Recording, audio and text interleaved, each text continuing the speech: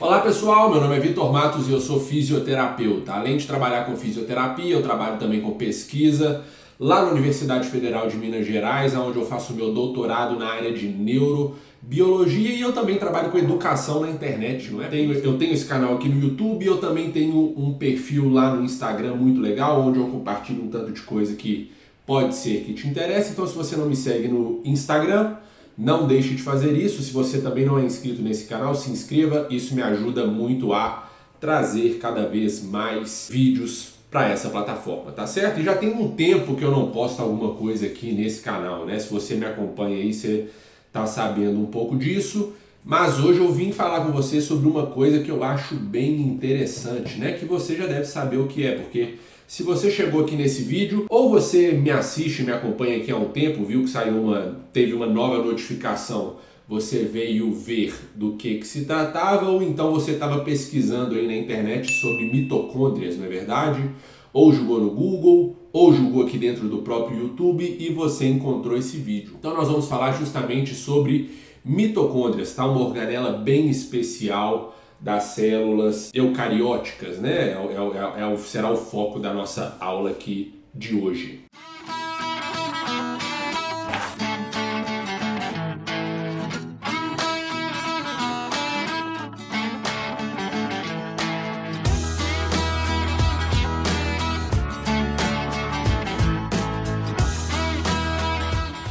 Muito bem, pessoal, então essa aula aqui de hoje, ela foi uma apresentação de seminário que eu tive que fazer em uma disciplina lá no meu doutorado, tá certo? Então, para fazer esse seminário, eu tive que estudar um bocado, eu juntei um tanto de informação interessante, né, na minha perspectiva, e então eu consegui fazer essa aula aqui para a gente aprender sobre as mitocôndrias, como eu falei, mas especificamente sobre a diversidade morfológica dessas organelas e o processo de morte celular programada via apoptose, tá certo? Vamos começar aqui, ó.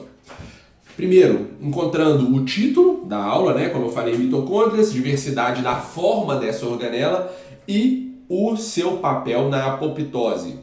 E é claro, sendo esse o título, a gente não pode começar por outro lugar a não ser pela própria organela, não é verdade? Vamos relembrar um pouquinho sobre as mitocôndrias aqui, algumas coisas importantes. Então a mitocôndria é essa organela que fica dentro das células eucarióticas, como eu falei, e algumas coisas nos chamam a atenção, ou deveriam nos chamar a atenção nessa organela, que é, primeiro, o fato dela ter essa forma, né, ser representada nesses desenhos aqui com uma dupla membrana, né?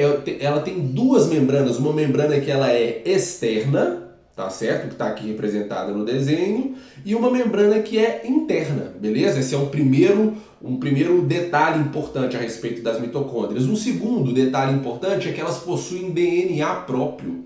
É isso mesmo, pessoal. Dentro da célula, lá no nucleolo da célula, a gente tem um DNA celular, mas dentro das mitocôndrias nós temos também outro DNA que é chamado de DNA mitocondrial, beleza? Essas organelas, elas têm um próprio DNA. Bom, e isso nos leva a esse segundo tópico aqui direto, que é a teoria simbiótica, que nos fala da natureza, né, dessas organelas, de onde elas surgiram, né?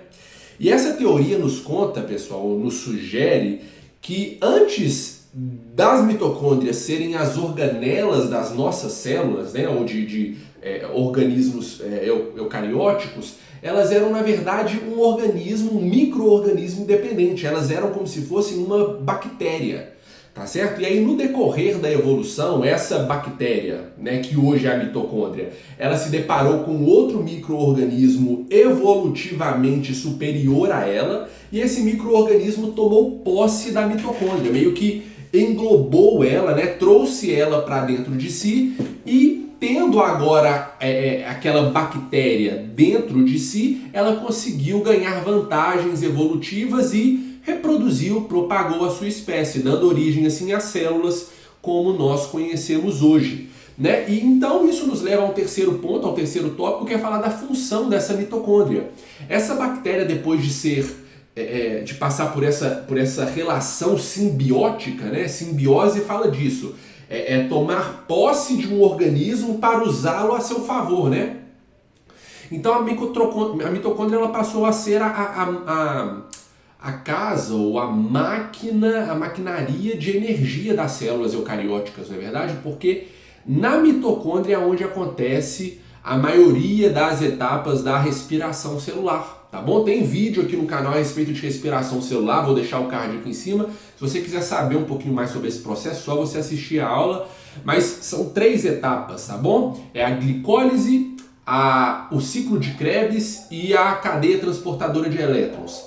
Tanto o ciclo de Krebs quanto a cadeia transportadora de elétrons se passa dentro justamente dessa organela, tá bom? Então, e o final da cadeia transportadora de elétrons, pessoal, é a síntese de ATP, que é uma molécula energética, né, que a célula usa para receber energia e bancar, viabilizar vários processos celulares que são fundamentais para o metabolismo humano e de outros animais. Tá certo, pessoal? Então, falado isso, vamos voltar agora para esse outro slide aqui, só retomando a ideia. Nós vamos falar de mitocôndrias e agora conhecer um pouquinho sobre as diversas formas que essa organela pode ter e agora relacionar o papel dessa organela na morte programada das nossas células, beleza? Através da apoptose. A apoptose é um tipo de morte programada, beleza? Existem vários outros tipos. Necroptose, autofagia e etc e tal, beleza? Mas apoptose, qual que é a relação disso? Ok, agora a gente passa para esse slide aqui, focando naquela ideia, né? Diversidade morfológica dessa organela. Então, Vitor, essa organela ela pode ter diferentes formas, é isso que você está falando? Muito bem, é exatamente isso que eu estou falando. Ela pode ter diferentes formas, é o que a figura ela está mostrando, dá uma olhada. As mitocôndrias elas podem ser, pessoal, desde organelas bem esticadas e interconectadas umas com as outras, até organelas mais esferoides, totalmente dependentes e distantes, eventualmente até umas das outras. E a forma dessa organela parece ter uma relação bem clara, já bem esclarecida pela ciência, com a função da célula, ou pelo momento em que a célula está passando. É exatamente isso que essa figura está mostrando. Olha só, por exemplo, quando nós passamos por um período longo de jejum, quando nós estamos passando fome, a mitocôndria ela pode se acoplar, né, ou chegar bem perto do núcleo da célula, assumindo então essa forma mais esticada e com uma face côncava e convexa, né, para justamente acoplar no núcleo, para que ela realize então a síntese de ATP através de novas moléculas, que a gente chama isso de gliconeogênese ou neoglicogênese. A célula deixa de usar o açúcar para produzir ou a glicose, né, para produzir ATP, e ela passa a usar, aqui no exemplo da nossa figura, gordura, gotas lipídicas, para sobreviver àquele período de fome, de ausência de açúcar. Uma outra parte da figura é uma célula lutando contra uma infecção viral, tá bom? E a célula que luta contra uma infecção viral, ela precisa ativar vias antivirais dentro de si ali, e a ativação dessas vias deve-se ao retículo endoplasmático da célula. Então essas organelas, as mitocôndrias, elas associam-se agora a esse retículo, beleza? E elas criam associações, conexões com esse retículo e até entre si, e elas também ficam agora mais alongadas, como no primeiro exemplo, e mais retas, né? Compridas, assim, paralelas umas às outras. E a gente tem aqui agora um outro exemplo da figura mostrando uma célula que está sofrendo justamente apoptose, que nós falaremos logo à frente aqui na aula, que quando essa célula está passando por um processo de morte, essas mitocôndrias elas ficam com a membrana mais permeável, né? Então elas criam assim vazões em sua membrana, da membrana mitocondrial, e elas ficam mais arredondadas e granuladas para então viabilizar aquele processo de morte. A gente vai falar tudo disso mais na frente, tá bom? Então a figura é só para vocês verem que tem uma relação bem objetiva, já bem estabelecida entre função e forma mitocondrial. Função da célula em que a mitocôndria está e a forma dessa mitocôndria, para suprir as demandas daquela célula naquele momento específico. Show de bola? E agora, pessoal, a gente passa a falar dos fenômenos que possibilitam essa troca de forma da mitocôndria. E são dois que a gente precisa conhecer, que são chamados de fissão e fusão mitocondrial. A mitocôndria, ela muda de forma uma vez que ela se multiplica ou se divide em duas mitocôndrias, ou uma vez que ela se junta a uma organela semelhante ou equivalente, se tornando uma, beleza? Então o primeiro exemplo que eu dei define esse primeiro fenômeno que é chamado de fissão mitocondrial. Dá uma olhada na figura. A gente tem uma organela, que é a mitocôndria, e ela vai se dividir dando origem a duas organelas que são iguais à primeira, beleza? Isso é uma fissão, é uma divisão mitocondrial.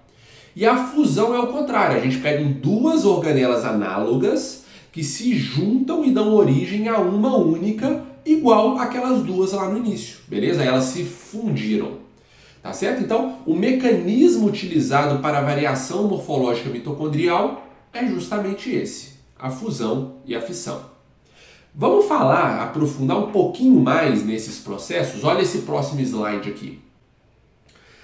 A fissão mitocondrial, como que ela acontece? Pessoal, aqui do lado direito. Então, ela vai acontecer através de uma molécula que é chamada de dinamina 1, tá bom?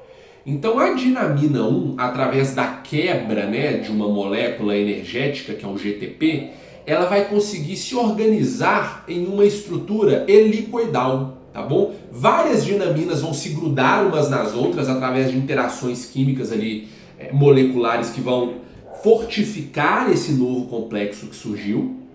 E depois delas formarem esse complexo dinamínico, elas vão se associar à membrana mitocondrial, ainda naquele formato helicoidal que eu falei com vocês. Como se fosse enforcar essa organela, como se fosse enforcar a mitocôndria. Então olha só, aí a gente tem um primeiro estágio de constrição impulsionada pela montagem das dinaminas, do complexo dinamínico, e aí a gente vai continuar com a constrição impulsionada agora por hidrólise, por quebras moleculares que vão então concluir esse fenômeno de fissura mitocondrial. Beleza? Construindo então esses dois elementos agora independentes que antes eram um. Agora a fusão vai acontecer de um jeito diferente. Primeira coisa que vai precisar acontecer é o acoplamento de proteínas que ficam na membrana externa da mitocôndria. Você se lembra o que a gente falou lá no início? Que a mitocôndria é uma organela que tem duas membranas, membrana interna e membrana externa? Então vão ter proteínas de associação ali na membrana externa que vão interagir umas com as outras, ligando, conectando as duas organelas. Muito bem. Depois que essa conexão acontece, depois que a quebra de uma molécula energética acontece também, a fusão da membrana externa vai acontecer. Show de bola. Mas ainda falta a membrana interna. Para que a fusão da membrana interna aconteça, a gente vai precisar também de dinamina. Acontece que logo antes da fusão da membrana externa da mitocôndria, algumas moléculas de dinamina, elas são mandadas para dentro ali. No momento em que aquelas organelas elas fossem fundir-se, fusionar-se uma com as outras, elas mandam essa molécula lá para dentro, que vai ficar ali no espaço intermitocondrial, entre a membrana externa e entre a membrana interna, e vai então participar da nova ancoragem que vai acontecer, a ligação daquelas proteínas da membrana interna agora, e vão fazer com que a fusão agora da membrana interna aconteça também de novo através da quebra de GTP. Então a fusão estará completa. E pessoal, para essa aula aqui é bem conveniente a gente falar de fissão e fusão de mitocôndria, sabe por quê? Porque essa aula a gente está falando de diversidade morfológica da organela e estamos falando da relação dessa organela com a apoptose celular.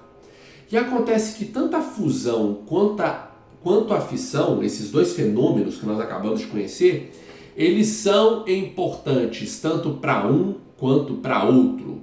tanto para a diversidade da forma da organela mitocôndria, quanto para o processo de morte celular programada. Olha só, existe uma relação entre fusão e fissão, nós acabamos de falar, com a regulação da permeabilidade da membrana mitocondrial. E tá, Vitor, o que isso tem a ver com a apoptose? Pessoal, acontece que o processo de apoptose celular deve-se da liberação de uma substância que é letal para a célula. E adivinha onde que essa substância ela costuma ficar? Dentro da mitocôndria, pessoal. Então, quando eu altero a permeabilidade da membrana mitocondrial, eu dou possibilidade para que aquela molécula letal, que a gente já vai conhecer, ela se chama citocromo C, ela saia da mitocôndria, ganhe o citosol celular e então dê início à cascata de acontecimentos que vão matar essa célula. A via por onde essa molécula letal sai, o citocromo C sai, é chamada de poro MPT. É um poro, beleza? É uma pequena fissura ali na membrana que, uma vez aberto, permite a saída desse citocromo C. E esse poro, pessoal, justamente por ser a via dessa molécula, ele se mantém fechado. Ele fica fechado normalmente, para garantir a sobrevivência da célula. Faz sentido, não faz? Então ele fica fechado, pessoal, principalmente pela interação do íon magnésio. Ele depende de magnésio para ficar naquela posição ali em que ele deve ficar, que é fechado. E também a interação, a expressão de outras proteínas, como proteínas da família BCL, 2XL, e também um fator nuclear chamado KB, tá bom? O fator nuclear KB. Então isso aqui é só para mostrar que existem várias moléculas e íons que existem para garantir o fechamento do poro MPT, tá bom? É chamado de poro de permeabilidade transitória membranar, tá bom? Poro de Transition Permeability Membrane, tá certo? Ele fica fechado, beleza. Eventualmente, pessoal, algumas condições, algumas coisas podem fazer com que esse poro abra. Por exemplo, a interação de uma molécula que é chamada de FNT-alfa, a entrada na célula de uma molécula que é chamada de granzamine B, principalmente facilitada por moléculas que são chamadas de perfurinas, tá bom? Dentro da célula ali. O excesso de espécies reativas de oxigênio, que são chamados de ROX, né? Ou ROS. O aumento intermitocondrial, né, ou intramitocondrial, ou seja, o aumento da concentração de cálcio dentro da mitocôndria, isso também causa a abertura desse poro, algumas espécies de drogas ilícitas aí, e também, pessoal, a tal fissão mitocondrial que nós acabamos de falar. Olha aquela aqui no último tópico, ó. Então a fissão mitocondrial ela gera a abertura do poro MPT e a abertura desse poro MPT joga lá no citosol celular aquela molécula, que é o citocromo C, fazendo com que a célula comece a dar início a vias de sinalização para a morte celular programada via apoptose. Então veja bem, a fissão mitocondrial por si só não induz necessariamente a apoptose. Por si só não.